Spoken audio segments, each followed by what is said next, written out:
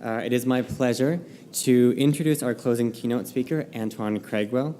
He is here to present on the context for treatment for Black gay men's mental health. Without further ado, please join me in welcoming Antoine. I like to do things a little slightly different, somewhat unorthodox. I'm going to read a couple of poems from somebody that some of you might know. I got those sad, old, weary blues. I don't know where to turn. I don't know where to go. Nobody cares about you when you sink so low. What shall I do? What shall I say? Shall I take a gun and put myself away? I wonder if one bullet would do. Hard as my head is, it would probably take two. But I ain't got no gun, neither bullet nor gun. And I'm too blue to look for one. That's a poem by Langston Hughes called Too Blue. I'd like to thank Raheem. Is he here? Yes. For introducing me to Ryan and Dane, and for inviting me to be part of this conference. Current trends sweeping across Canada, the US, and the world, Black and peoples of color of the African diaspora, where and when they are considered, they are seen as less than human. They are seen as property. They are seen as sexual fetishes. And Black people are now demanding that they be recognized as human. In Langston Hughes' poem, Too Blue, he captures many of the psychosocial factors affecting a Black man, and by extension, people of the African diaspora. A deep and pervading sense of hopelessness and powerlessness, and most distressing, the lack of caring and empathy from the community, which points to the continued degradation of the Black psyche. I'd like us this afternoon to consider the historisocial constructs to providing treatment to men who are Black and gay or same-gender loving. And in other words, let's talk about cultural competency or awareness and the whole person. I actually find it's interesting that the theme for this conference, is synchronizing our impact, because it requires that everyone involved in the treatment and care of another, especially clinician to client, is on the same page, understands where the client is coming from, the client's background, all to effect a better outcome. So this afternoon, I'd like to invite you to accompany me on a journey. We'll begin by looking at, let's see if we can get this right. I always have a problem with technology.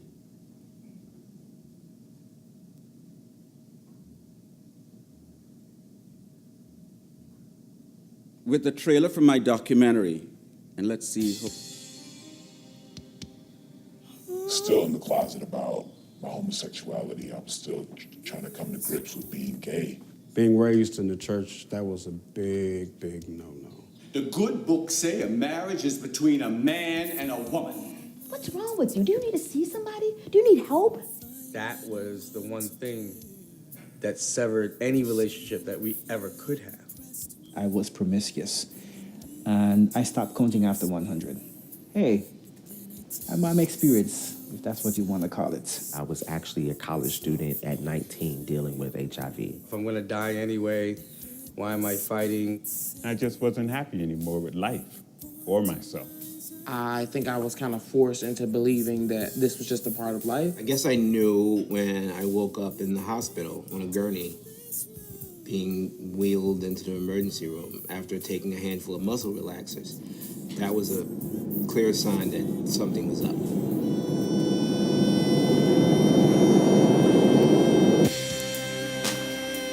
The problem is in your head at the moment, so you gotta talk to other people. You've gotta share what's going on inside. You just kind of got to get over your homophobia. You need to pray and ask for forgiveness. It's not as simple as that. Because often their voices have not been heard. Your voice is part of your body.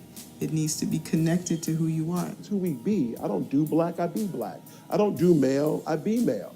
I don't do gay, I be gay.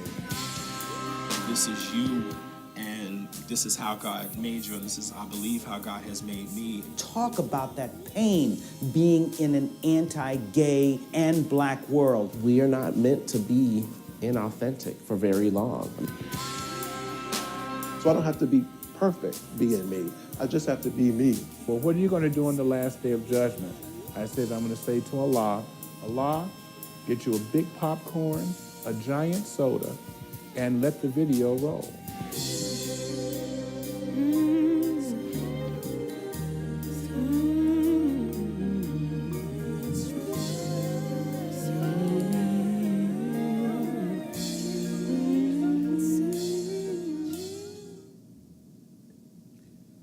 So in this film, black gay men speak out about breaking a taboo in the black community, about their struggles with depression and suicidal ideation and attempts, and how they coped and managed to survive. And by speaking out, they are contributing to breaking the stigma and the shame which exists in the black community about speaking out. You don't talk your business. We know from historical accounts, pre-colonial life in Africa was rich, and in many instances, it was truly the village that was involved in raising, nurturing, and protecting its person. The village took care of its own. On the flip side to this bucolic life, there was also one of constant warfare, capture, and internecine slavery. Slavery existed in Africa before the Arabs arrived on the East Coast, and for many, before the Westerners arrived on the West Coast. For many who were captured, contributing to the trauma of slavery was the realization that not only was your own capturing and selling you, but you were ripped from the comfort of familiar surroundings, foods, and peoples, and transported across a vast ocean. You weren't seen as human, but as cargo. And on arrival in the so-called New World, you were subject to horrible acts.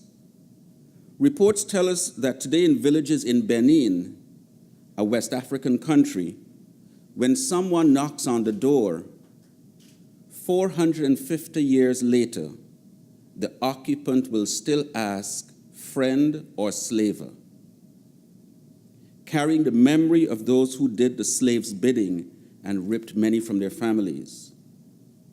On this first trauma was added other types, such as sexual and physical abuse, separation, and contemporaneously, homophobia.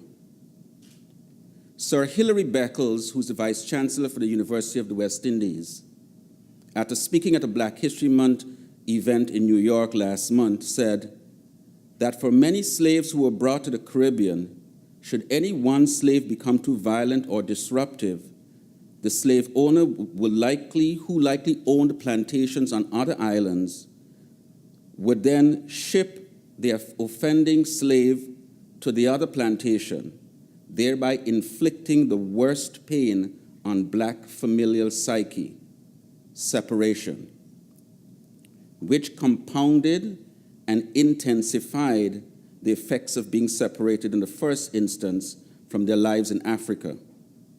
As the Reverend Kevin Taylor said in the documentary, a black gay man being ostracized from his family, and more importantly from the church where he and his family found refuge, it's like he was being broken in two all over again. In colonies and slave plantations, it was crucial to the individual and familial structure for their sanity and their survival, that if a family member should begin to show signs of mental health destabilization, that person was shushed, told to keep quiet. Don't let a master know or hear you. You don't talk your business. Now, following slavery in the Jim Crow era in the US and the medical experiments which used blacks as guinea pigs, We remember the many black women who were experimented on by gynecologists without anesthesia or their consent. It was presumed that black people were not human and did not feel pain.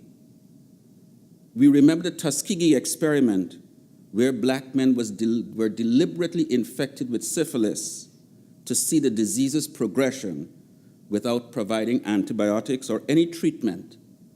The US government was recently accused of doing similar experiments on blacks in Guatemala and in Honduras.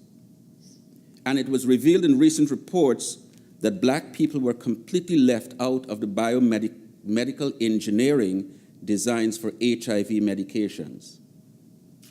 So black people were never, ever really being considered.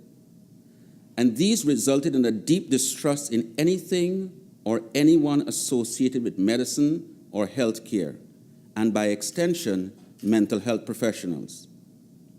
Even though there are sporadic reports of that black people are utilizing therapy, there are still issues about confidentiality. Can I trust that what I say here will not be repeated? Thank you. I think one of the interesting things that you just raised in your commentary is that there are consistent themes and there are consistent threads that run and course and go back in history. And I think for people in the black diaspora, of the African diaspora, that intergenerational trauma continues as a persistent thread. And so, yes, like I said earlier, when they act out, when things happen, when there are behaviors, then instead of perhaps reacting at the present, at that moment, to look instead and see, well, what were their experiences? And so I remember earlier this afternoon, I was part of the workshop where we were discussing cases, and there was a case about a Zimbabwean black trans man. And my comment during that discussion was, let us understand where he comes from. Let us understand the trauma. Let us understand what he experienced in Zimbabwe. Being a black man or being a trans man, did he have to flee from Zimbabwe to South Africa, where it's just as bad? And then he makes it to Canada, where he gets asylum. So the question is, how far back do we need to go to look at this when we're talking about an individual? When the client walks in, let's say, for example, the client walks into your therapy, the room where you do your therapy. How the room is decorated sends a message. How you're dressed sends a message. How you address the person sends a message. Okay, so if you have pictures on the wall or on your desk of you and your partner, whether it be husband or wife, on a beach in Southern California or in Mexico or something like that, the client may not necessarily relate or identify. The client will see you as already apart.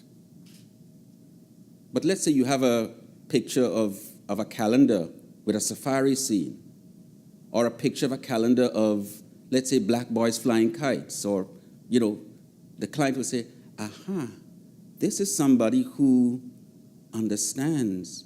So the imagery already sets the scene, even before you open your mouth. So then when you do open your mouth, you can probably say to that client, I want you to understand that I may not completely understand where you're coming from, what you're going through, but with your help, you can help me to understand how to help you. Do you understand what I'm saying? Yes. Does that make sense? Yes. Does that make sense to everybody? Okay, because I'm not a therapist either, but I'm just, Thank you.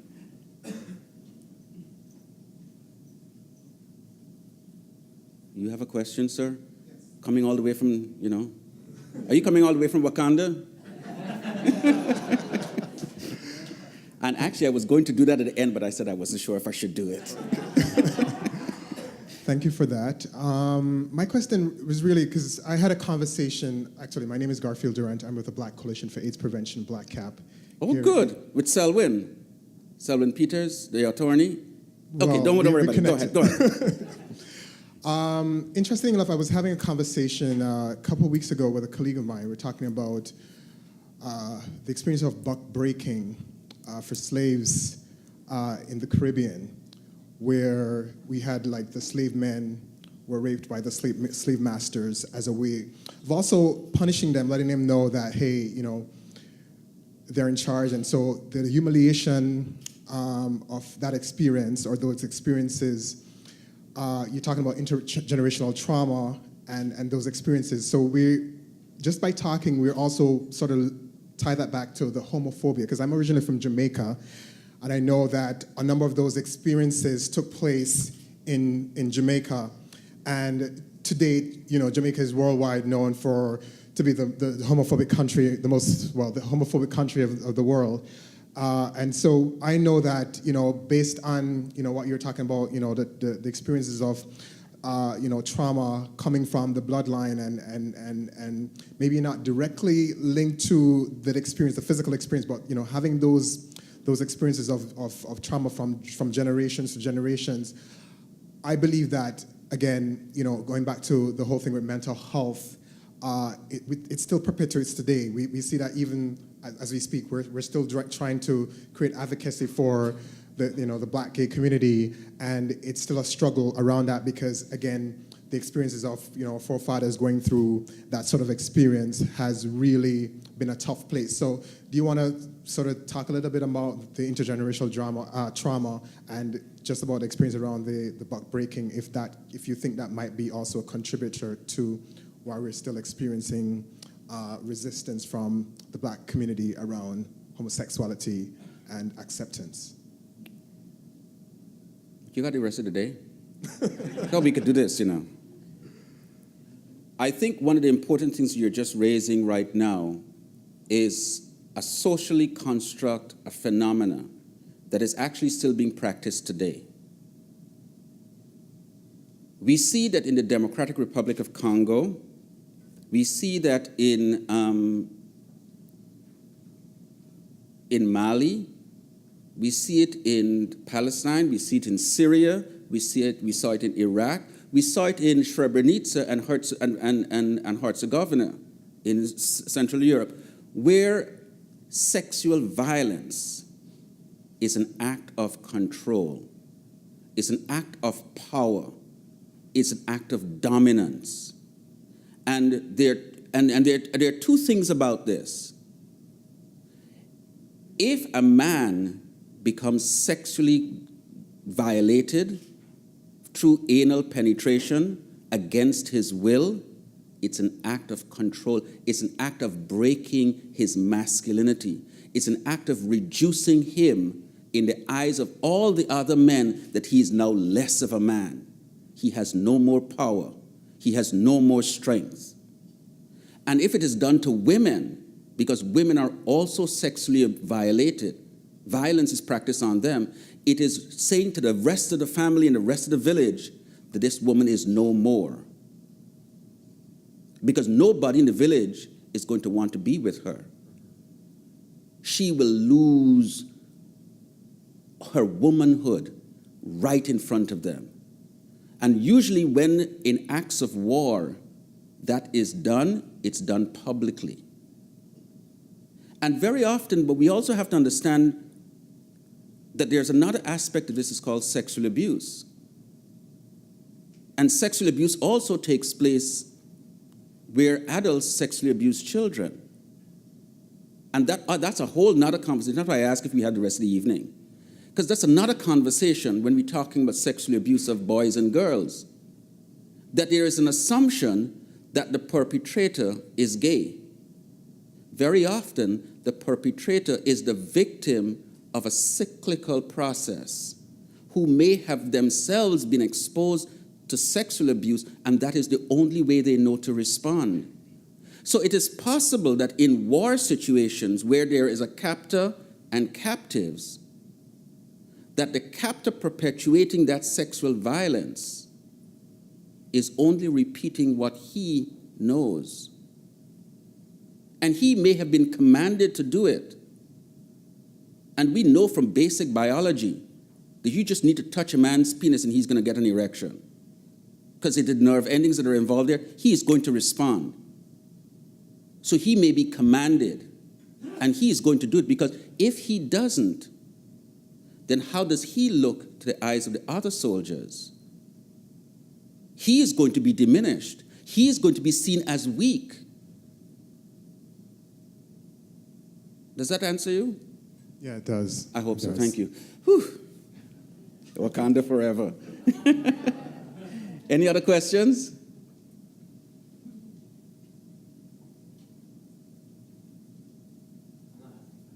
Oh.